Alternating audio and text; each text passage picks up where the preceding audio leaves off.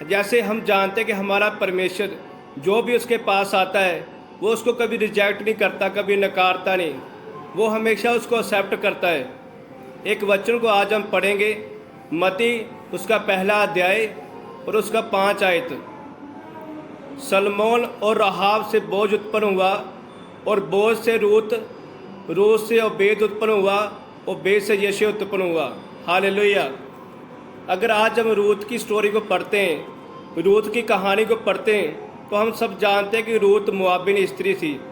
वो परमेश्वर के लोगों में नहीं थी, बट जब उसने परमेश्वर को एक्सेप्ट किया, अगर हम रूत उसका पहला अध्याय उसकी 16 और 17 आयत को पढ़ते, पर रूत बोली, तुम मुझसे ये विनती ना कर कि मुझे त्याग जा, छोड़कर लौट जा, क्योंकि जिधर तू जाएगी उधर मैं भी जाऊंगी, जहाँ तू टिके वहाँ मैं भी टिकूंगी। तेरे लोग मेरे लोग होंगे और तेरा परमेश्वर मेरा परमेश्वर होगा। जहाँ तू मरेगी वहाँ मैं भी मरूंगी और वही मुझे मिट्टी दी जाएगी। हालेलुया।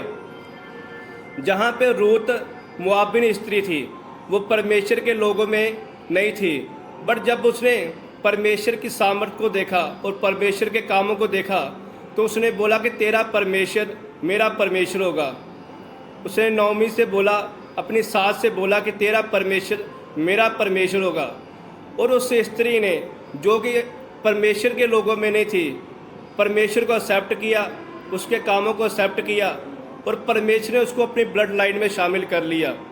परमेश्वर ने उसको अपने वंशावली में शामिल कर लिया। आज भी हम रूत का नाम परमेश्वर की वंशावली में देखते हैं। हम सब जानते हैं कि जो कोई परमेश्वर के पास जाता है वो उसको कभी रिजेक्ट नहीं करता। क्या आज आप परमेश्वर के पास जाना चाहते, उसकी वंशावली में शामिल होना चाहते हैं, उससे प्रेम करते हैं?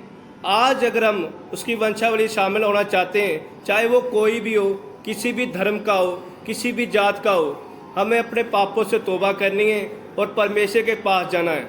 तब प्रभु यीशु मसीह हमें एक्सेप्ट करते हैं और हमारे पापों को धोकर हमें पवित्र कर देते हैं और अपनी वंशावली, अपनी ब्लड लाइन में शामिल कर लेते हैं। और जब हम उसकी ब्लड लाइन में शामिल हो जाते हैं तो हम हर एक बोझ से, हर एक शराब से, हर एक बंधन से आज़ाद हो जाते हैं। आज भी हम रूत का नाम परमेश्वर की वंशावली में पढ़ते हैं। अगर उस टाइम रूत ने परमेश्वर को एक्सेप्ट ना किया होता तो आज उसका नाम बाइबल में ना होता।